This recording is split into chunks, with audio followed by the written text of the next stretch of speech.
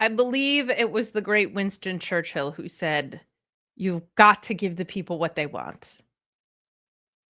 Could have been Excalibur on AEW commentary, but you've got to give the people what they want at All In. Y'all in Texas coming up this weekend. Very excited to run down the three things that I think absolutely have to happen for AEW to consider this show a success. And I'm not talking about pay-per-view buys, and I'm not talking about gates, and I'm not talking about any of that because I don't work there. So I have the freedom of not giving a shit about that. But we are going to talk about three really productive creative moves that I think AEW should make.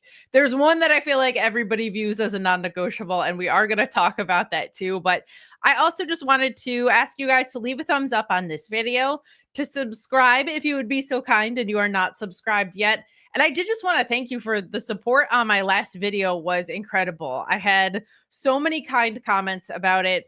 I even had a comment that said, wow, this comment section is even full of like productive conversations and people being nice to each other, which is not always the case on YouTube. So thank you guys for just the way that you've been having respectful dialogues in the comments. It's really refreshing for me to see as a small creator over here. But we're going to dive into the three things that I think will set AEW up for the rest of the year in a really positive direction coming out of All In.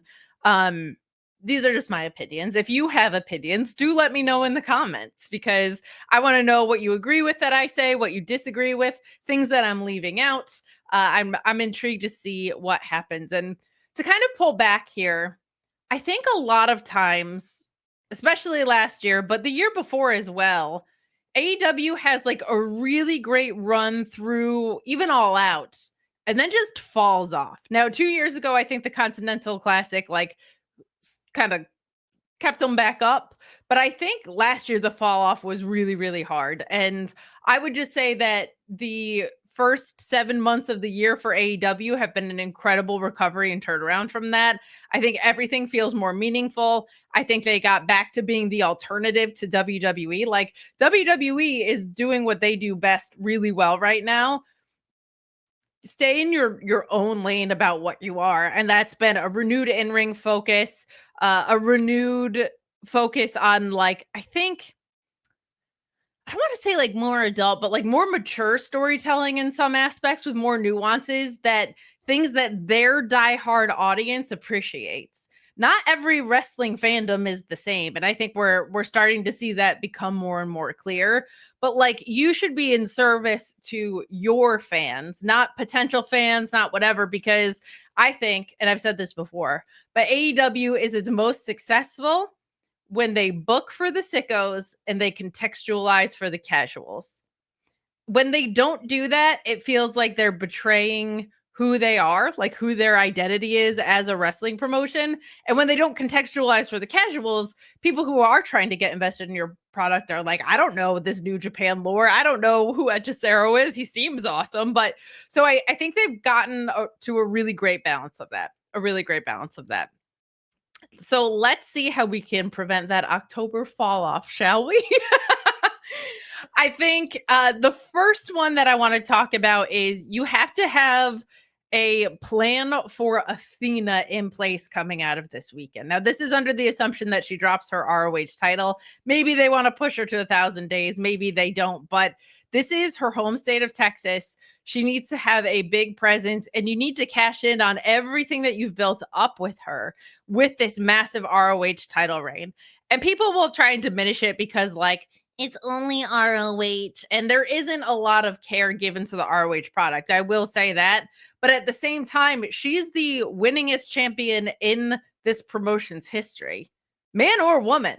More than Samoa Joe, more than Bryan Danielson, like the legends that have passed through ROH, she has now surpassed them all. Put some respect on Athena's name over here, right? So the next steps for Athena, I think it's crucial that they're extremely intentional. They need to be carefully planned and executed, because she can't just show up and feel like another woman on the roster who gets 50-50. No, this is the most dominant ROH champion of all time. She's won the Fightful Best in-Ring Performer for the past 2 years award, and she's on ROH. She's not even accessible to people not behind a paywall. Every time that she is on TV, she is grabbing people's eyes. Her match with Mercedes Moné, I thought, was excellent. And I would say that's something with the women's division in general. They've done a really good job, honestly. I feel like I like the Mercedes story. I know it's not for everyone, but a woman going on a belt collector run, that's something that is for me.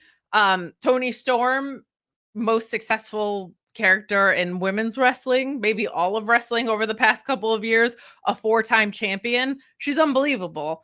And they have been building out title adjacent stories a little bit better as well. I just feel like the next steps are, how do we elevate the talent that haven't been in the title picture before? And that's true for the men's side too. Jon Moxley, a 4-time champion. Hangman, going to be a 3-time champion. God willing. We're going to talk about that in a moment. Toni Storm, a 4-time champion. Mercedes, a 1-time TBS champion, but like the championiest champion to ever champion, right? So what's next? And I think the Mercedes downfall begins at All In, but I think it's really, really productive. As she loses her titles, she can elevate this whole division in one foul swoop. I think Athena should be in the conversation to win one of those titles from her. Maybe that TBS title, we will see. But Athena absolutely has to have intentionality behind it. I'm assuming we get some surprises out of the Casino Gauntlet at All In as well. I'm assuming Alex Windsor, if Dakota Kai is available, I think she could be in it. I think she could outright win it for all I know. But we've seen like Megan Bayne come in real hot, and she's on TV regularly, which is a progressive step for AEW, but she's kind of just in this tag alliance that doesn't really go anywhere because they don't have tag titles. So rotation there is certainly something that is still of concern in a way. Deonna Purrazzo, Thunder Rosa, like people that we should be seeing feel more important than they do. Even the ones that are getting reps, I think, need to get made. And then there's this whole other crop, right? The Queen Aminadas of the world that are like being used, but I feel like could be catapulted into title pictures with some more creative care. So I think Athena especially, but the women's division in general, if you're going to bring in your Alex Windsors, your Dakota Kais, you got to take care of the ones that you're already cultivating, your Queen Aminadas, your Sky Blues, your Julia Harts, etc.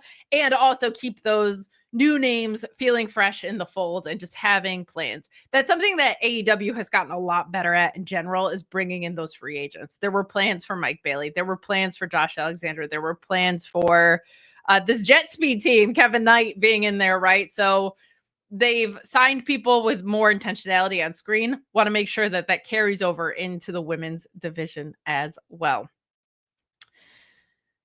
The next thing I'll say, and I don't know if this can be done in one pay-per-view, but we got to get these tag and trios titles on track to feeling like they are of the same value as other titles in AEW. I'll put it that way, because I love the act of the Hurt Syndicate so much. I thought the stuff with MJF was super intriguing initially, and then they did the non-swerve swerve, and I feel like it kind of stalled out a little bit. But I love these guys as champions. They just haven't really gone out of their way to build up opponents that feel like an actual threat.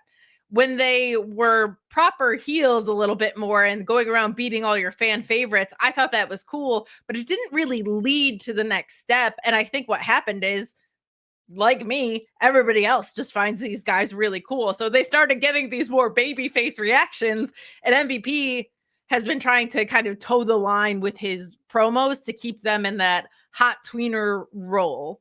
But I just feel like if Jet Speed is the ones to beat them, that's cool. But I feel like the pieces are there with this tag division. It just doesn't feel like people are being built in a credible path. You have so many great teams around. I think we saw a whole new side of the Outrunners. I think getting away from the crutch of the Young Bucks and FTR is a good idea. And I do think there is some fire in that you could have tag title adjacent programs, right? Like the Young Bucks. Like FTR, I think the usage of both those teams has been excellent. I assume we're getting a Cope and Christian last run. I don't know if it's a title run, but a last run together, maybe at All Out, since that's going to be in Canada. Some major love that can come out of that pay-per-view, which is By the way, Excel is selling extremely well. Was very happy to see that nothing's been announced for All Out really, but they've sold like 8,500 of 10,000 tickets or something in that arena. Nice to see. Um, but I feel like these tag titles, they're on the right people because I think the Hurt Syndicate can make them feel important, but the challengers just haven't been there. The challengers haven't been there. So if MJF costs them, that's cool, but that story doesn't have to do with the belts as much. So let's get those back on track. Also, are the trios titles being defended? Do they still exist? Does anybody care? Man, these trios titles were something that felt so hot at one point. Like when I think of the Death Triangle versus Young Bucks best of 7, that's some of my favorite wrestling period that has happened under the AEW umbrella. Even when they got off to the really weird start after being won and then vacated because of everything with CM Punk and the Young Bucks and all that. Like they recovered from those pretty nicely. And the trios titles are something that should help massively with roster utilization. But it feels like anytime the trios titles get won, there's like a leader of the group that's involved in a singles program. And then you go over to the TNT title, and it feels like whoever's holding the TNT title is involved in a trios program, right? You had Garcia with like the 2.0 guys and all of that, and he was involved in a lot of trios programs. Adam Cole is a part of the Paragon, if not the leader of the Paragon. So we were getting kind of programs that were leading in that direction. And then on the trio side, Samoa Joe was involved in a very valuable program with Jon Moxley, by the way. But a singles program nonetheless. And then Jon Moxley was leading this group around that had the trios titles, right? With the rest of the Death Riders who weren't really defending them, which should be a felony, I think, when you have Claudio Pac before he was injured and Wheeler Yuta. Like, how is the answer not having those guys wrestling? Like, they're incredible. I feel the same way about the current rendition of the Ops. I'm optimistic because I think there's a story there with Hook when he is ready to go, when he is cleared properly. So I hope so, but it just feels like we kind of do this switcheroo with the TNT title and the trios titles. So I think coming out of this pay-per-view, I don't know if something happens on this pay-per-view to reset that tag division. The trios titles, I don't feel like get reset from this, but in this later stretch of the year, I think it would be really productive for AEW to take more care with those divisions, because I think that's going to unclog some of that roster like backup that we've seen essentially of people not being used. I think they've gotten a lot better at that in general, but I think it could get even better with the tag and trios titles being used to the fullest extent of the law. So looking forward to what I hope is some renewed energy around that. The big one. Anxious Millennial Cowboy Redemption has to happen at All In. This is the thing that I feel like everybody feels like is the biggest non-negotiable of the entire show. I think it's their biggest show of the year. I think it's going to be a fan service show. And I think that this main event is going to be something that includes a lot of people's favorites. It's going to be designed to be a feel-good thing by the result, I think. The problem is, there's never 100% chance that something happens in wrestling, even just from the perspective of it's live theater, folks, right? Like someone could get injured in the match, God forbid. But like, this is the thing that if AEW doesn't do it, people turn off their televisions, because while the Death Rider stuff has gotten remarkably better in recent months, it felt like a dead angle for so long, and it felt unproductive for so long, that even though it's much better, the way that it's productive now is that you give Hangman his crowning achievement, right? It's Adam Page's time. He's had one of the most compelling arcs that I have ever seen in wrestling. I've been watching this stuff for way too long, let me tell you. But he has so seamlessly translated from heel to face as the same guy, but just quite frankly, on a cowboy redemption arc. Like, this is the stuff that Westerns were made of. I always go back to Red Dead Redemption 2 because it feels kind of Arthur Morgan-y. And that's, by the way, the only video game that I really know. I'm not a gamer gal. I wish I was. I'm just not. But it's giving Arthur Morgan to me. It's giving Red Dead Redemption. So they have to capitalize on that. And I'm very intrigued about what we now see on the tag title side. Or not the tag title side, rather, but Swerve and Ospreay versus the Young Bucks by that, because uh, if Hangman wins, which he should, Swerve and Ospreay not being able to challenge for a year is wild.